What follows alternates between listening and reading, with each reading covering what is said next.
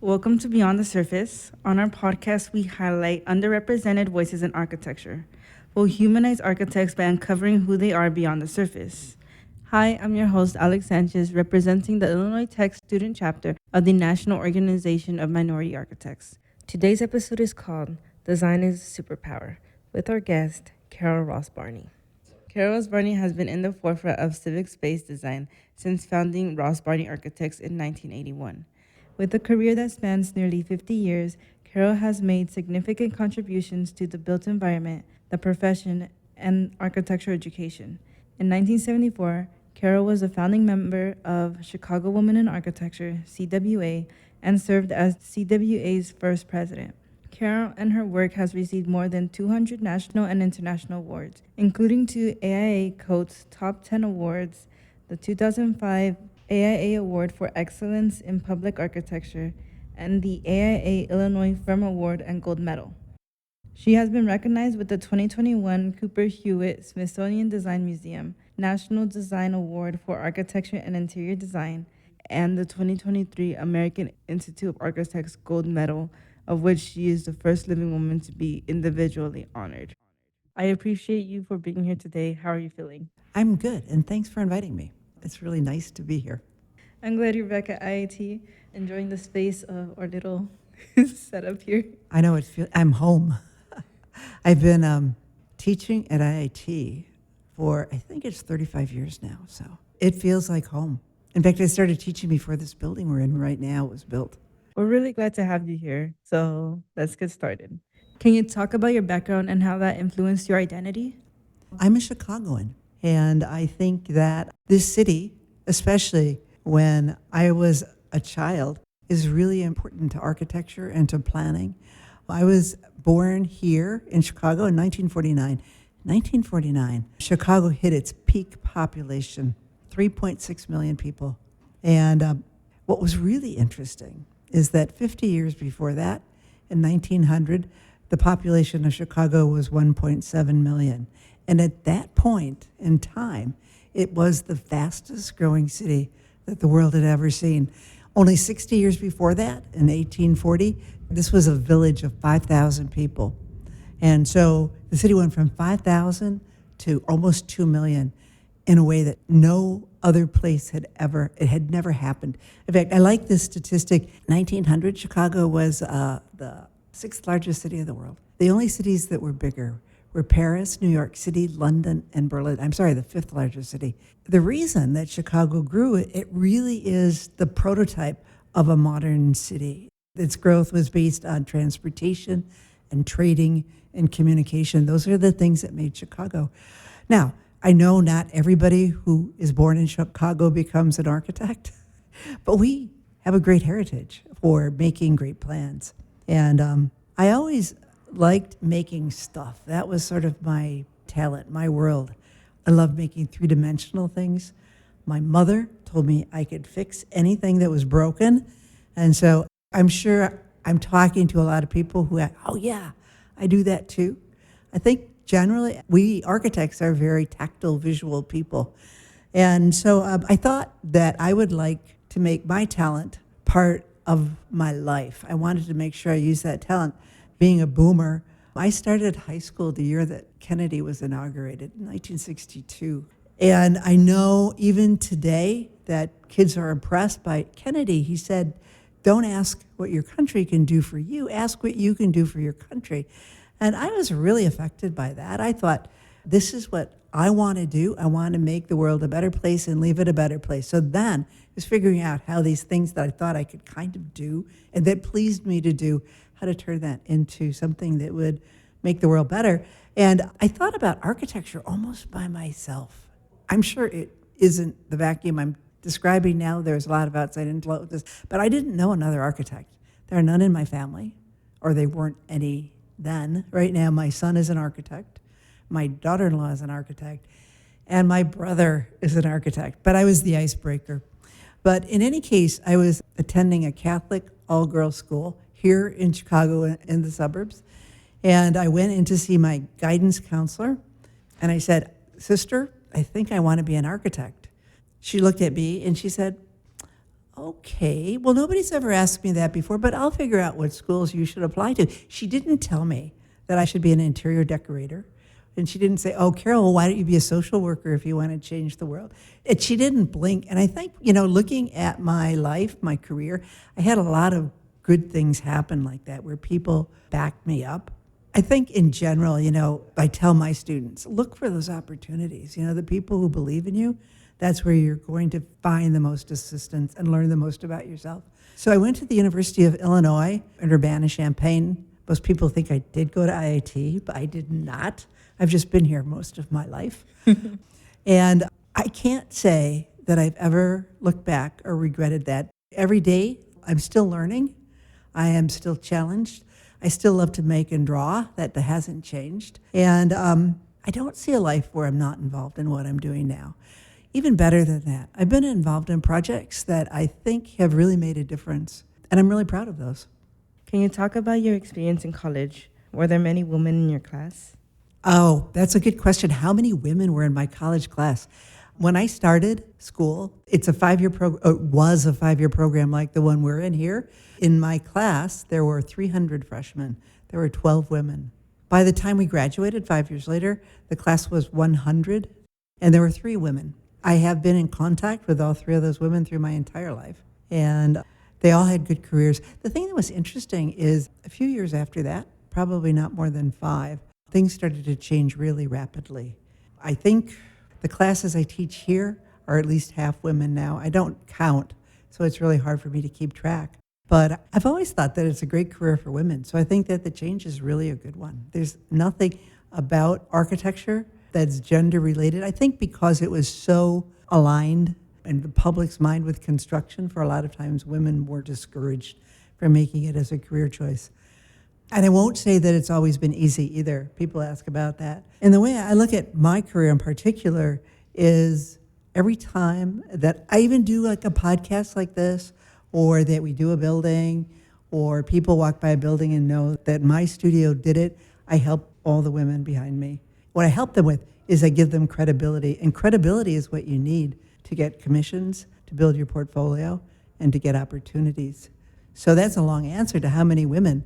But it's been a really interesting couple of generations to see the changes that happen. Can you talk about joining the Peace Corps after graduating and how that influenced your view on design?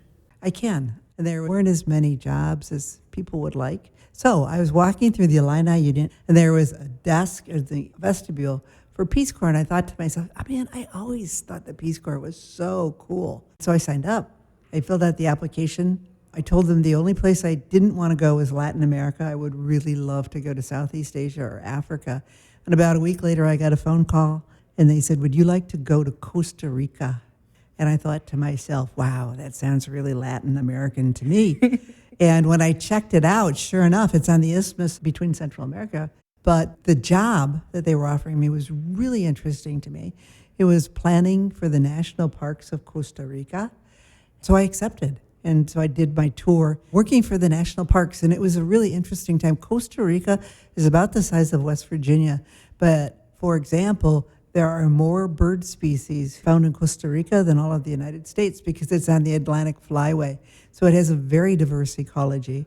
And my particular job was working with the national parks to preserve those habitats and to interpret them for people too. So it was a great job. I was on a multidisciplinary team. We had botanists, we had biologists, we had park planners, we had historians, and it was really an amazing couple of years that I spent there. And it really did a couple things for me. One is it kind of validated my idea that as an architect, as a designer, you could make change. And then the second thing it did is it really made me aware of the fragility of the environment. I was trying to repair these ecologies that were being farmed out of existence or threatened in some way by creating sanctuary national parks. And that sensitivity to sustainability has been one of the biggest parts of my practice. And I really started understanding it there and really appreciating it there, getting a deeper understanding. So this entire experience in Costa Rica, you were able to help people and experience the effect that architecture can have on people. So after the Peace Corps, What did your early career look like? Oh, wow. I came back from the Peace Corps. It was interesting. My husband was in graduate school at the University of Chicago. I desperately needed a job. Just to give you some historical perspective, to find a job those days as an architect, you had to look, or you didn't have to, but they were listed in the paper. It used to be a paper, and there were columns and columns of help wanted ads. And architects were under help wanted men. So first thing I had to do was look under help wanted men. But I landed up interviewing at many of the major Chicago firms. I interviewed at Perkins and Will, at C.F. Murphy, and I landed up working at Halliburton Root. And the experience was interesting. I still remember it distinctly. One of the things that I remember distinctly at C.F. Murphy, when I was there, the interview I thought was going really well, and the gentleman who was interviewing me said, well, now I'd like to give you a typing test. And I thought to myself, oh my God, this is terrible. I am an awful typist. So I said, well, do you give every architect a typing test? And he said, no, but we think that it would be nice if you could fill in for the receptionist during lunchtime. And so I said, well, you're going to be really disappointed because I don't know how to type. And so I can't remember, I may have tried it, but I still am a terrible typist. You know, thinking back to that period, it just shows that things have changed. Anyway, I ended up working at Halliburton Root. And working for Halliburton, though, was pretty much like being in my class at the University of Illinois. At that point, Halliburton had about 300 employees. There were 2 women who worked in the interior design department, and there was 1 other woman working in the firm in a professional capacity then. It was a woman architect. Her name was Helia Call. In fact, she went to school here at IIT. She was a Estonian, a native Estonian. She came here to study under Mies. So working there was really quite interesting. You know, first of all, since we were really departmentalized, I was in it was called the production department, meaning that after the design was established, the architects in the production department got to do the details, got to make the working drawings, the documents. I learned a lot really quickly. It was challenging in some ways that I hadn't thought of before. I mean, I had never sat and drawn for 8 hours a day, did nothing else. And I think even though you get a minor experience in school, the idea of making a set of drawings to build a building didn't get in my brain that how much detail that was and that I would be the person who was writing the recipe, so to speak. So it was pretty much a deep dive right away. And I was really lucky that the very first day that I was employed there, this very distinguished looking gentleman came up to my table and he said, hi, I'm John. It was John Halliburton. He was the grandson of the original Halliburton architect founder.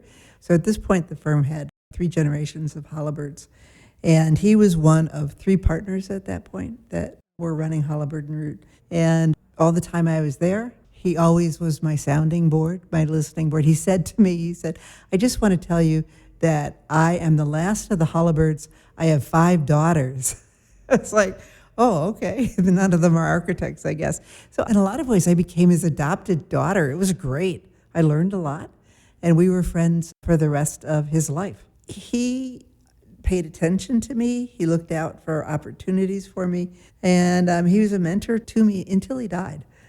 I really enjoyed his company and his mentorship. It made my experience at Halliburton much more important than I think it would have been if I hadn't met him or if he hadn't been there. I'm telling this story because I think there's a lot of emphasis on mentorship, like how do I find my spot in this profession, in this city, in this world?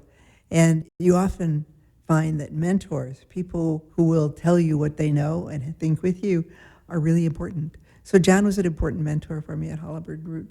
I stayed at Halliburton Root for about 8 years, and I left there at the level of associate partner. I eventually did get to design buildings there. I didn't do production my entire time.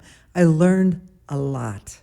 So while I was working at Halliburton Root, there's one other woman working with me, Helia Call. And it's interesting because at that point we were working together. I guess they thought maybe we'd work together well because we were 2 women, the only 2 women in the firm. And I didn't know any other women architects. In fact, at that point, I knew Helia, but I had met only 2 other women architects in my entire life, except my classmates. And so, I mean, I really didn't know many women architects. By the way, the women architects I knew before that, at the University of Illinois in college, one of my instructors, she had graduated from the University of Illinois in the 1940s, never left, stayed there, and taught a course that was called General Engineering 107. And she taught us how to do perspective drawings. They were very precise. They were mathematical calculations. There's nothing creative about doing these at all, believe me. We learned how to project shadows. We learned how to project reflections. So she did that. I think she was a teacher at the U for probably 40 years. Her name was Grace Wilson. So I knew her. And then I had an experience when I was applying to architecture school. One of the schools I applied to was MIT. And at that point, MIT, you had a personal interview as part of the application process. Usually it was an alum in your area. And so my interview was with an architect at Skidmore, Owings and Merrill. And I went for the interview. And after it was over, my host was escorting me out of the office. And he pointed across the room and he said, "Look." And I thought, oh, wow, what look at what? There was a woman. And he said, "That's the dragon lady of SOM. That's Pao Chi Cheng." And Pao Chi was the other architect that I had seen before that. Pao Chi also taught here at IIT. She's passed on now. And believe it or not, I didn't know this when I was there, but she was not the only architect who was a woman at Skidmore at that point. But it was quite funny because he managed in one sentence to say things that would be totally politically incorrect, both about women and about people of different races. In one sentence, he managed to do that. But this was, in I guess it was about 1966. So while I was working at Holabird, I got an invitation. It was a postcard in the mail. I have no idea how they got my name, asking for attendance at a meeting. It was from a woman architect. I knew of her, but I had never met her, Gertrude Kurbis. And this was in 1974. And basically it said, "Come to my office. We're going to meet to discuss the state of women in the profession." And I was intrigued. They got me hooked, line, and sinker immediately. So I went to the meeting. It was on Michigan Avenue. I do remember that she had a tiny office. And right across the hall was Stanley Tigerman's office. Stanley was also a very famous Chicago architect. And he had a very small office, so these two little offices across the hall. Her office was one room. There weren't very many seats, but more than a dozen women showed up for this meeting. So we were sitting on the floor, and I was super impressed. I mean, having never met any, all of a sudden there were 12 or 13 or 14 of them there. It was great. I met Gertrude, who was a legend in her time, continues to be a legend. And the other person I met that day was Natalie DeBlois. So when I said that there were other women at Skidmore, Owings and Merrill, actually at that time they had just named their first woman to the partnership. She was an associate partner, and that was Natalie. I remember that she was late. She kind of swept into the room like she was very important. She brought an entourage of another 2 or 3 women from Skidmore with her. And I was impressed that someone could hold so much presence in a room. And we became very good friends from CWA. And she was really an interesting person, demanding in a lot of ways. I thought she was fun to get along with. Not everybody felt that way. She had quite a reputation for being very frank and telling you exactly what she saw and what she thought. Anyway, I didn't know women architects or women architects who had children. The idea of having a role model, someone who had actually lived a life. Looking back, there was nobody doing what I was doing at all. There were no women being architects, and if they were, like Helia, for example, did have one child, but the child didn't even live with her. She was so devoted to her career. I hadn't really decided if I'd have a family or not. I thought I probably would. I was married.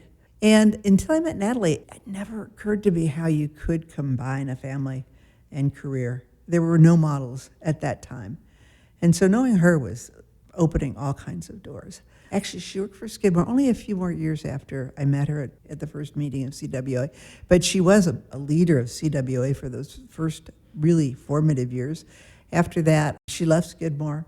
She went to work for a firm in Seattle and then later in another firm in Dallas, and eventually landed up teaching at the University of Texas in Austin.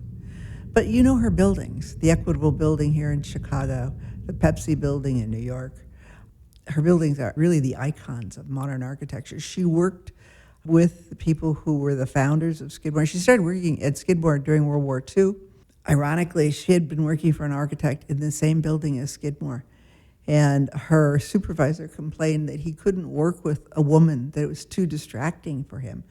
Natalie told me that he actually had made advances toward her. And so the solution that her boss came up with was, rather than solve the problem, he talked to Skidmore, Owings and Merrill, who also had an office at the building, and they said, well, she's really good. Why don't you take her, because she can't work in my office. She's too much of a distraction. And so that's how she landed up at Skidmore. Incredible times when you think about it. This is not my experience. I guess maybe it's even going a little farther back. So she had a really amazing career. She worked with Bruce Graham. They had an interesting relationship. She worked with Walter Nutch. Oh, man, she worked with all the leaders of Skidmore. In fact, Nathaniel Owens writes in his memoir that she was responsible for most of the big ideas at Skidmore, that they don't know how many, but many. She's really an important figure and generally unknown. But for me, it was fabulous. She had 4 sons. I could watch her raise them. She lived in Chicago near me. She lived on Belden the years that she was here. And we remained friends until she died. She died at 93 or 94, so she had a very long and industrious and a lot of achievements, and really helped me solve the other part. I mean, it was great to know John, but he couldn't tell me how I was going to solve this conundrum of working and raising a family and being a solitary woman in the field. But Natalie, she could tell me a lot. So that was the beginning of CWA, my relationship with CWA. But CWA, I think back on CWA, and I'm so proud of that organization. It's 50 years old this year. It was very 1970s in a way, sort of you could change the world in 1970. If you put it in perspective, the Vietnam War ended right about that, 1968, 1970. In 1968 were the years of student protests and stuff like that. There was this feeling that you really could change the things that you felt were not equal, that weren't right. And I think CWA, the idea that you could promote women in the profession, was part of that feeling. And so it was a welcoming organization for me.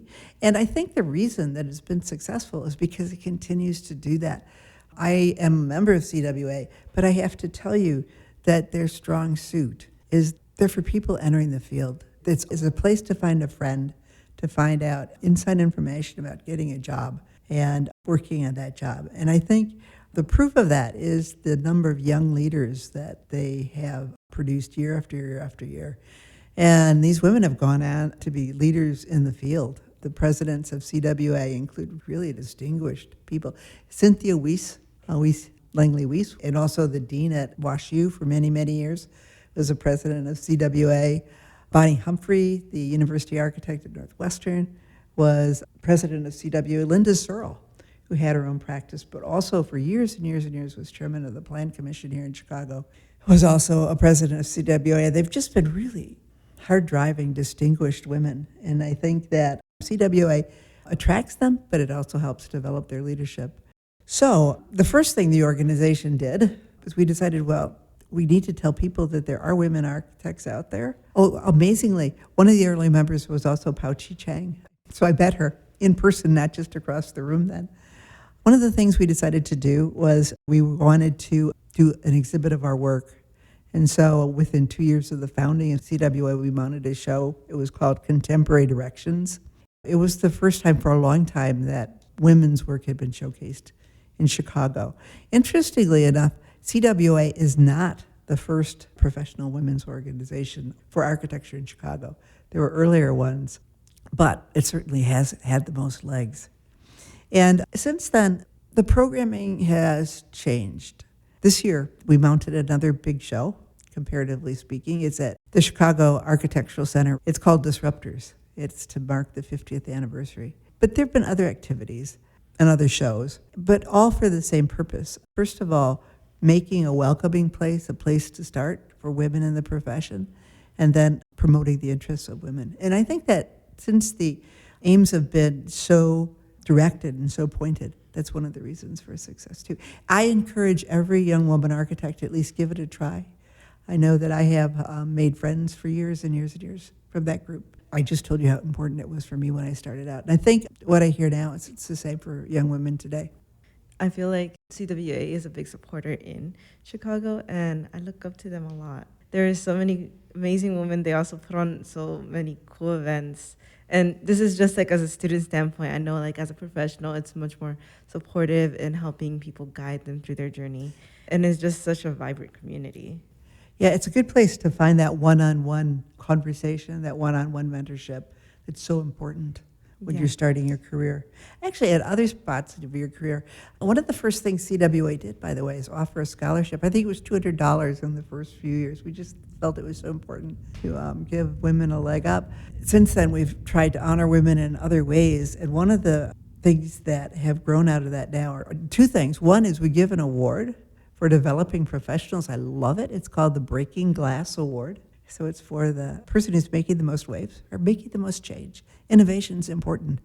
And then the other thing is, in addition to the program that's every year, CWA has started a program called Ladders to Leadership, which is aimed at career women to help them develop the leadership skills they need to advance their careers.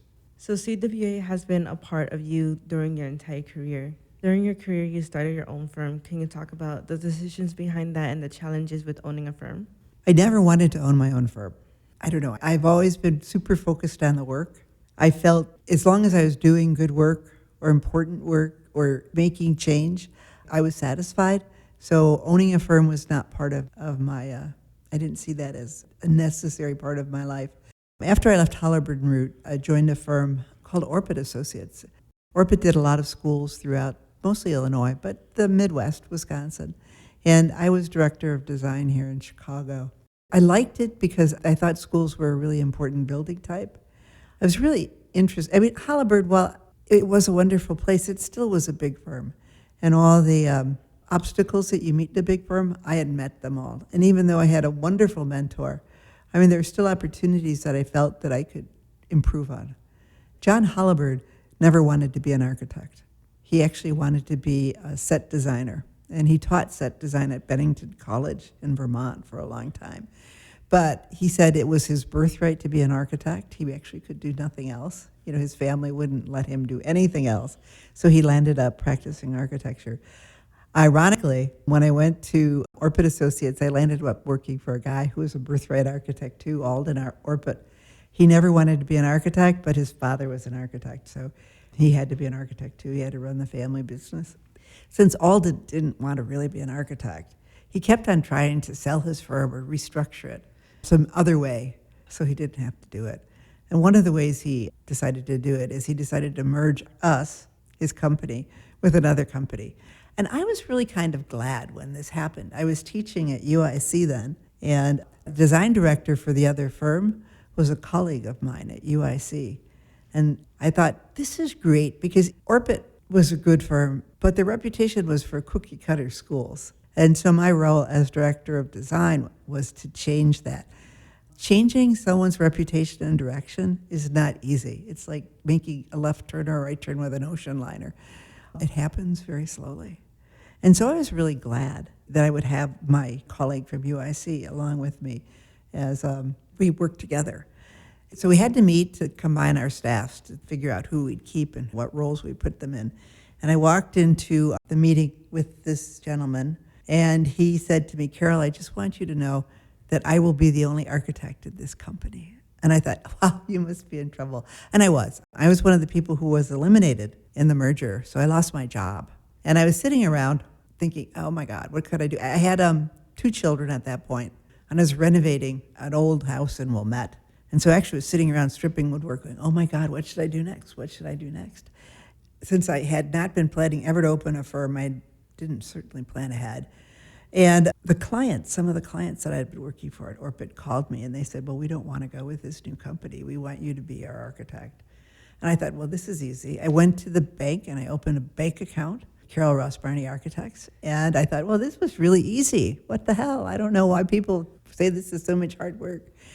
And I was really busy. I started working in my house. I hired some friends, and we all worked in my house. It was quite funny. The dining room was our conference table.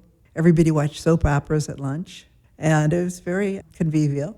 The only thing, and this is what I mean when I had no idea about how to make or run a firm. The only thing wrong is after about 6 months, everybody who ever wanted me to be their architect had already called. And so then I had to get really serious about this. And that's when the hard work began. So actually, I started my firm by kind of falling into it. It just happened. I will say this, though. It is hard work. It's adventurous. It's exciting. It's really hard work. I am always in wonder of people who do it more than once, because I can't imagine doing it more than once. Once is enough. But what was interesting is after about maybe 6 months to a year, a classmate of mine from the U of I, Jim Jankowski, moved to Chicago. He had been working in Fort Wayne, Indiana, of all places. And he moved to Chicago. There weren't a lot of jobs. I had enough work for 2 people to do, so I asked him to join me. And we became partners, and he was my partner for the next 25 years. And he really was instrumental in setting up our firm, among other things. We decided between us that we really wanted to do significant work, that there were a lot of people who wanted us to do like porch additions or, our friends who wanted little house remodels. And while those were nice, we had this idea that we wanted to do architecture that would make a difference. It's not that houses don't make a difference, but they make a difference to the person who lives in them. We thought that architecture had a bigger effect on society and community. And so we decided that we would do that work. And so we did parking lots and toilet rooms and all sort of the mucky work. But we liked it. We said, this is respectable architecture. Roofs, we did a lot of that. But we also found that in the realm of public architecture, solving people's problems, community problems. So that became sort of like the basis of our firm. And it remains that way through today. It really goes from those very, very first days, like sort of figuring out what sort of work we were going to look for, which comes out of, I told you that no one called me after 6 months. That's when I figured out that you actually have to work. You have to look for clients. They don't just show up at your doorstep. You have to look for clients. And we just really found that those were the sorts of work that attracted us, that we were interested in schools. We were interested in community buildings. So that was the beginning of my studio. Jim and I stayed partners for about 25 years. We're on our, hopefully, second generation of leadership. We're in a transition right now to younger leaders in our firm. We have about 40 people on our staff. We have one office that's here in Chicago. And our work is still pretty much the same. We're not doing so many roofs and toilet rooms alone. We do more complete projects, let's say more ambitious scope projects. But the outlook is generally the same. I think that people work in my studio because they do believe that design can change the world, and they want to be part of it. One thing I like that you talked about was like the community projects, because that is one thing that when I think of your guys' firm, I think of the community projects, all the public spaces that you guys do. And I think this would be a great way to start talking about some of the design philosophy you might have. Could you talk about your design philosophy regarding architecture for the public? Wow. Well, the most important thing that we believe is that design can change the world. We have a responsibility to leave the world better than we found it, and that the key to that is innovation. It's making change. Change, in a lot of ways, is the only thing that's certain about your life. So if that's certain, change it for the better. When you actually get down to architecture, though, a couple of the things that we fervently believe in the studio is, first of all, that design is a superpower.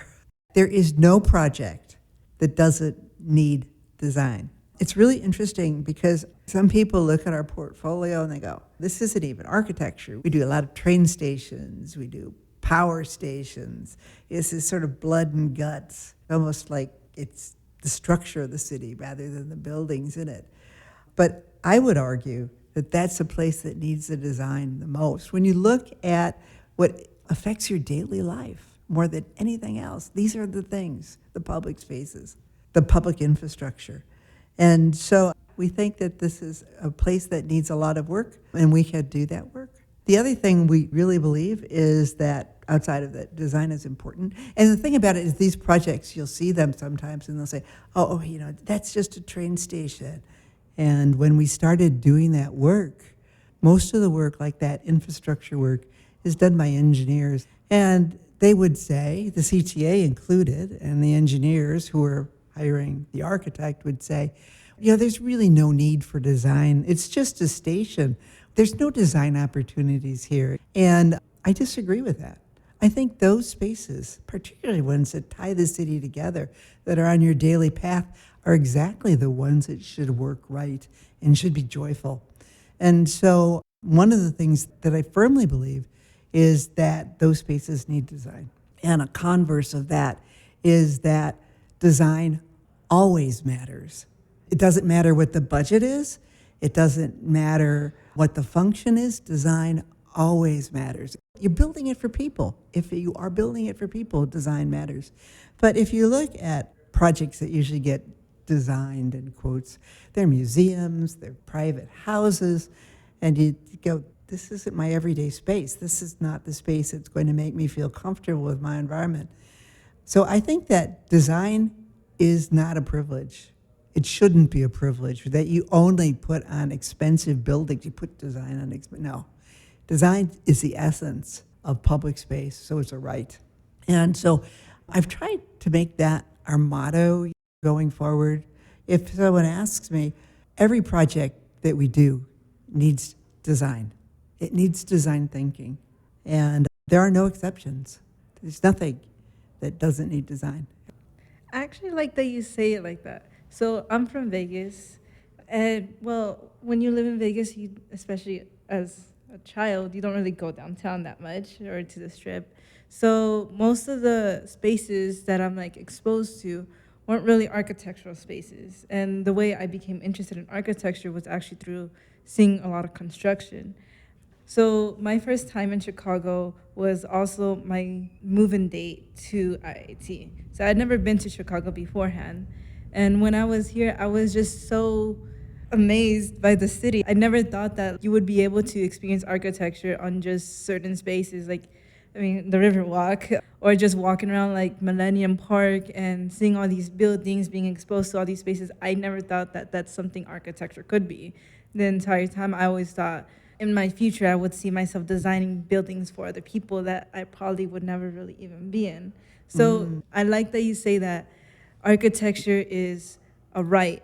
It shouldn't be a privilege, because I always have felt like, why wasn't I able to experience design in a whole nother city? Just think about being in grade school. If you were in a box with two windows and a tile floor and a lay-in ceiling, or were you in a light-filled space? It makes a difference to almost everything that happens to you. It makes a difference to who you are. I think it's really important. Although I have to say that I love Vegas. And I think there's so much to learn when you see, it's such a purpose-built space. And it's so abstracted. It's for this single purpose. And when you understand that, it gives you all kinds of tools to use in Chicago. Anyway, in addition to architecture, we do urban planning and landscape architecture. We found that those things fit so well with our intentions and our philosophy that we'd offer those services also. The other thing that we are really involved in, and this has been for a number of years now, but I think it's 20 exactly now. Or maybe it's 30 years we got the commission, and we completed 20 years ago. We were commissioned to do a new federal building in Oklahoma City. In 1995, the Oklahoma City Federal Building, it was the Alfred Murrah Building. It was destroyed by a bomb. It was an act of domestic terrorism that had never happened in the United States before. And it was a huge event. I mean, at the time, people were just like, how could this happen in our country? And so the government decided they would replace the building. That was unusual because at that point, GSA, that's the government's landlord, the General Services Administration, was not building office buildings. The philosophy had been that you would rent in the market. But they decided that they would replace, the Congress decided that they would replace the space that was lost when the Murrah was destroyed. So they did a search for architects. It was crazy. We had never worked outside of Illinois before that. But Jim and I thought, well, why not? We've never been to Oklahoma. We'll go to the pre-proposal. We did. Then we said, well, we'll compete for this, and we won. The irony of it was, the reason we won, this is a little bit of a diversion, the reason we won is we had been doing inner city schools here in Chicago. These were in really tough neighborhoods, like Little Village and Back of the Yards, port of entry neighborhoods that had a lot of gang activity. So these schools really had to be safe harbors. And we showed those schools when we were showing them our work. And people at GSA, particularly Ed Feiner, who was the chief architect at GSA, said, well, if you could do inner city schools that are sanctuaries, you can replace a building in a city that had been bombed. So it was that type of idea that you could create sanctuary that got us this first project. So we got it. It was like, wow, this is amazing. This is a huge project. It's not even in Chicago. We've never done anything like this. It did two things for us that changed the way we practice. One is all of a sudden we realized we don't know anything about Oklahoma. We had been practicing in Chicago. It was easy here. I am a native. I know this place. And if I don't know something, I know where to find that information. I know people who know it. And Oklahoma was totally new. So the first thing Jim and I did is we went to Oklahoma and we just wandered for a couple weeks through the state. At one point, I was a total wonk about Oklahoma. I could tell you every fact, every statistic, every figure, statehood, population. We didn't know everything, but we really knew a lot about Oklahoma. And we found that that really informed our design. And so, I mean, in school, we had been taught that you have to do research, you need to do this prototypical research, you do area research. But sometimes in practice, that falls away a bit. We brought that back on steroids in our practice, and we do that to date. Our pre-design period is super important to us. The research we do leading up to a project is really important. And it's actually, right now, we are very methodical about it because it is that important. But the other thing that changed the way we work about Oklahoma City was right after we started, GSA was getting pushback. Even though the country wanted to rebuild and say, you know, nobody will chase us out of Oklahoma City, the people who were in the building, the agencies that rented space from GSA, they weren't really happy about the idea of moving back to that site at all. In fact, HUD, Housing and Urban Development, had a very high loss of life, and those people weren't interested in moving back. And so with the pushback, GSA decided that we, the designers, needed to talk to the people who were involved in this project. And they actually paid us additional services, which is kind of an amazing thing. They commissioned us to create an engagement with the people of Oklahoma City and the federal workers who had been in the Murrah building. So we took a considerable period of time. We had open meetings with the city. We had meetings with the neighborhood. We had meetings with the city officials. We had meetings with the people who had been in the building, which were terrifying sometimes to hear the stories. And from that, we thought, well, we need to know how all these people think. We will make a survey, and we'll have them fill out a survey. We knew very little about making surveys. So this first survey was really, really a primitive tool. We asked them, for example, what was the most important feature that the building had to have? And number one feature was no parking. You guys learned about it probably in 8th grade history or whatever, but what happened is the terrorists rented a truck, filled it with fertilizer and jet fuel, and he blew it up in front of the building. He parked it in front of the building and blew up the truck. And just out of luck or bad luck, he parked it where there was a column that was supporting a transfer beam. It was an auditorium right there. And so it transferred the load all the way across the building. So when this one column was removed at grade, the whole building collapsed progressively. So with a relatively small bomb, a truck, he managed to destroy an entire building. So one of the first things that came back on everybody's survey is no parking near the building. That makes total sense. The second thing everybody wanted more than anything else was close, convenient parking. And our first reaction is, we designed a bad survey. We had designed a bad survey. But it also pointed up to us that engagement was really important and that it was important to have a lot of people at the table because good design is the overlay of all these requirements. Yeah, no parking near the building, but of course it has to be convenient. Otherwise, it's a pain in the ass to go to work. So since then, we have worked on the theory that there is more than one good answer for any design problem, and it is our responsibility to engage the parties who will be affected by this design, from general society down to the actual users, to engage them and understand their legitimate needs and interests of the project. And when we can overlap those, we will have a universe that thousands of good answers exist, and that our job is only to identify maybe a half dozen of them. So in a way, it makes design harder, but it makes it easier too at the same time. So we will look at a problem. We start out, generally, we always do what we call the dumb idea.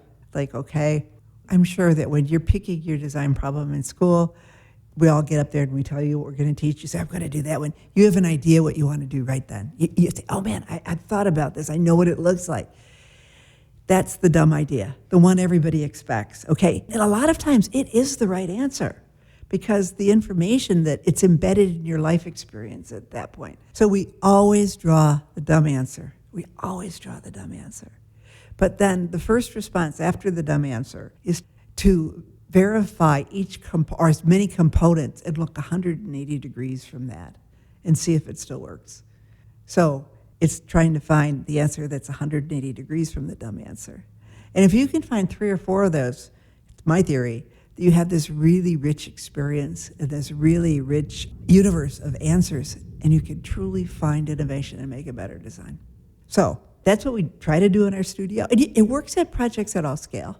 And right now, in fact, we're doing some work that is, again, think about not architecture.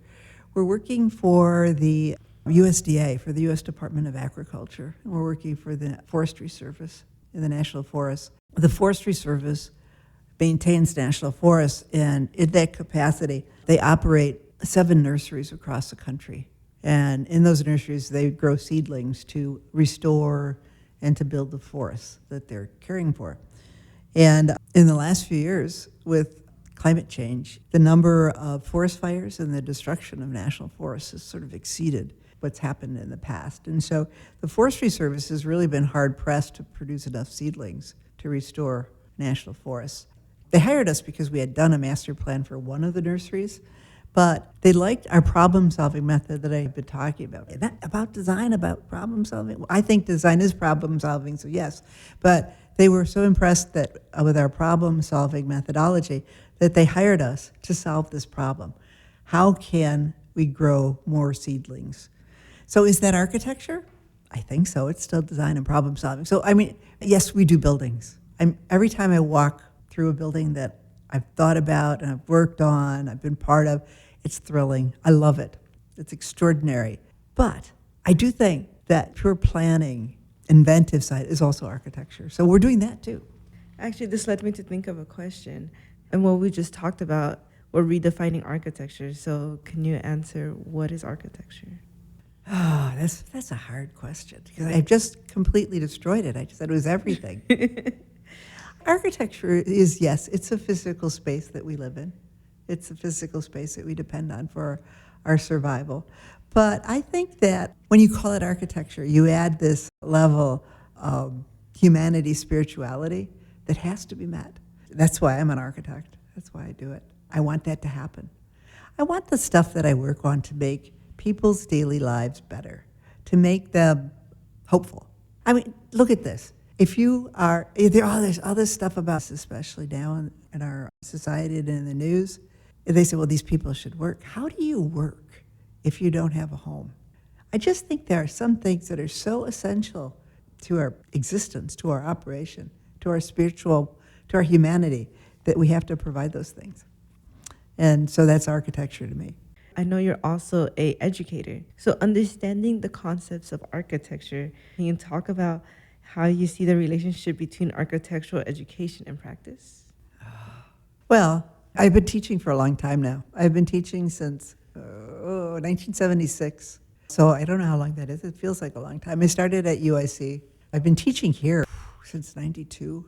And I've just always really enjoyed it. A part of it is I like talking to people. That's one reason why I do it. But beyond that, when you see somebody in a studio understand something, it's fantastic.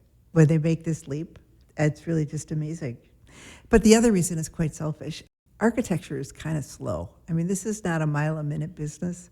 It takes a long time to make a good building. The Riverwalk, for example, okay? We were commissioned to do that in 2000. The last part of it was finished in construction in 2016. I worked on that project for 16 years. Okay, that's not exactly breakneck speed. It was challenging the whole way, but the whole time I was working on the Riverwalk. And we may have in our studio, I don't know, maybe a dozen, half dozen projects that are active at one time. And I'm really concerned with those, and there are different stages of development. But I like fast ideas. When I come to studio, I can look, well, not only can I have to look at least a half dozen ideas quickly in the space of 2 or 3 hours. I love it. I love talking about it, and I love solving problems with people. There's some selfish reasons to do it too. The other reason I love to teach is, this is going to sound really kind of like self-serving. A lot of my students come to work with me, not a lot, but a lot of my great colleagues were my students. And I love getting to know them. In fact, I meet people who fit so well in our studio and in our purpose. It's kind of like test driving them, but it's also, finding a meeting of minds. So I find it's an exchange of ideas. I do like that. I feel like school is where like everything is growing. So it's like you saying selfish, but I think humble, because you're coming in and you're like absorbing ideas, but also being able to like challenge everybody's ideas as well as an educator. Yeah, the other thing that I think is super important that I've appreciated is I didn't work the way I work now when I was in school. And it still changes, but changes less. And it changes because I hear and understand other people's ideas and work processes. And I think that that's one of the most important things you can get out of school. It's so funny. One of the things that happens a lot when you're teaching design, they come in, they say, well, tell me how to do this. You can't tell anybody how to do that. You can tell them how you do it, and they still won't do it exactly the way you did it, but there's not a way to do it. It's not like a checklist, and it's not linear. Design is not linear. So what you want to do is you want to teach them a methodology. And I think that one of the things that I find really important about school is that in a very short period of time, you're exposed to a number of methodologies. Like kids who have my class, they'll say, oh, you're so different than Professor Ronan. Yeah, I am. I mean, he makes beautiful buildings. I hope I make beautiful buildings too. But our processes, well, how we get there, well, there are a lot of similarities, but there are a lot of differences too. And I think what you do when you take one class after another is you get to understand the methodologies, how to get from one spot to another, and you adapt those into your own way of thinking. My son is an architect. He didn't go to IT. He didn't go to the U of I either. He wanted to go somewhere where I wasn't. He's a kind of non-shadow guy.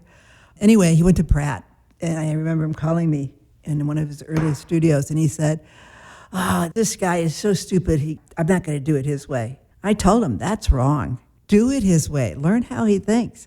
And at least what you'll know when you're done is how you don't want to do it. But understand what gets him to the end. That was just more explanation about teaching, sorry. No, that's good. Like, I think school is all about perspectives, being able to absorb what the professors tell you, and then professors being able to like understand what you're trying to design and help you shape it into something, because you never know what it's going to be. So I think, yeah, you put it in a really good way. It's learning their perspective. And that will also just shape us as designers as well, because we'll be able to see different types of views, how different people view architecture. Some might view architecture as just a building without landscape or anything, or some might view it as just space where everyone can be in. So I think it's really good to be able to learn all these perspectives so we can understand what architecture is for us and how we want to design in the future. Given all the perspectives you've had and all of our conversation today, what advice would you give young designers? I think I'd tell them two things. One thing I'd tell them is always be curious, always see the other side. And the second thing I tell them is, while you're being universal, you should also find your fun. Find what you're really good at, not even good at, what you really enjoy doing. And especially in design, it's important. I think sometimes in our profession, there's this default to design as sort of this plateau or this wonderful superstar type of thing. And actually, design is much more inclusive and comprehensive than that. And I think it's so important to understand that there are so many perspectives and so many talents that are needed on the design team that not everybody has to be the superstar designer. In fact, there may not be such a thing as a superstar designer, but it's more important to understand who you are and what you really like doing. One of the things that we talked about earlier was work-life balance. I think to really be good at what you do, it's not having so many hours for work and so many hours for life. It's doing them together so that they're really integrated, which means really love what you're doing. And so if you're not really loving what you're doing and then having to go do something else for 4, 6, 8 hours, you're not going to have the balance that makes you a completed human being. So find your fun and stay curious. That's very good advice. I feel like designers never stop being students. We continue to absorb things. Even most of the professors I've been able to talk to and a lot of the cool guests we've had on this show, everyone is constantly learning. And I think that does have to do with the fact that design is changing a lot. We are wrapping up the episode, so we have a few more questions left. What are the accomplishments you are most proud of? Oh, what are the accomplishments you're most proud of? I could do a Frank Lloyd Wright on you and say, they asked him what his best building was or what his best accomplishment. He always said the next. That's a bit of a cop-out, isn't it? I'm proud of my accomplishments right now. I mean, there are individual buildings that I'm so happy that they're well-loved, that they still thrill me when I see them. But I think I'm really probably more content with the fact that I've been able to inspire some people to do better work and do it together. And that probably is the biggest accomplishment. Oh, I did tell you about one of my other mentors, if you don't mind a diversion. When people ask me about mentors, I tell them about John Hullabird and I tell them about Natalie DeBlois. But there's another guy who really had a much smaller piece of my life, but I remember him because of one thing in particular. And that was Ken Groggs. Ken was an architect here in Chicago. I met him when I was on the AIA Chicago board. It was like in 1975 or 76, sometime around then. No, it was later than that, I'm sorry. Probably in the 80s. Anyway, I met him and I knew him when I was starting my own firm. And he was really an interesting guy. He was probably a generation older than I was. And he had just started his own firm too. But before he started his firm, he had been the state architect of Illinois, and he had been the chief architect of the Chicago School Board. So essentially, he knew everybody in the city that commissioned architects. And his building a firm was totally different than mine in a lot of ways, but in one way it was similar because he was a black man. He was one of the earliest black architects to open a practice. In fact, he is one of the founders of NOMA, the National Organization for Minority Architects. And we had become friends through AIA. I was telling him that I was having a terrible time finding clients. I just didn't know how to do it. He said, Carol, come over to my office. And so I went to his office. It was in the Fisher Building. I remember it distinctly.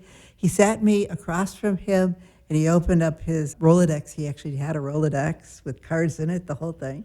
And he said, take out your pen and pencil. I'm going to give you everyone's name. And he did. He proceeded to go through his Rolodex and give me the person who was in charge of selecting architects at every agency in the state and in the city. And I was so impressed. I said, why are you doing this? And he said, if we don't do this all, we won't go forward. And that was so, so, so important to me. And it actually became one of the things that was super important in my firm. The struggle isn't over. It isn't. I mean, if you look at the number of women and minorities in partnership roles in leading firms, it's still a minor percentage. So there's a lot more work to do. You have to be stubborn, and you have to have a little bit of a thick skin. You have to persevere. I mean, I failed my first design course at the University of Illinois. The gentleman who gave me the failing grade told me he gave it to me because he didn't think women should be architects. And, I was 17 years old. I was absolutely devastated when that happened. I have to tell you, I did get a revenge for that one, which I don't believe in revenge. But this guy, after he left the U of I, he became a lab consultant, an architect who helps other architects build laboratories because they're very special. And we do a lot of labs. And at one point in my life, I had the opportunity to interview him for a major lab we were doing. And I told him why I wasn't hiring him. That's amazing. I haven't had many opportunities like that. Anyway, someone stopped by and they said, asked that question, like, can you help me out? Tell me who I should call on. I remember when I hired a marketing director, who's still my marketing director of all things, Laura Saviano, she's great. And she said, you're going to do that? Like I was giving away trade secrets. And I told her, and I do believe this, when one of us wins, all of us win, especially in the case of women and minorities.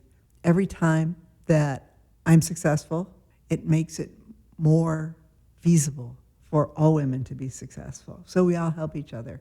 When I won the gold medal, a lot of people talked about the fact that I'm the first living woman to win the medal by myself. There'll be more. I'm just the first of many. That's so cool. That's so cool. You represent a lot, and like being the first, a lot of people look up to you. You end up becoming like someone that people aspire to be like, or someone to be more. That's the key. You think you can do that too. That's so important. Yeah, it is very important because it starts with one person. Yeah.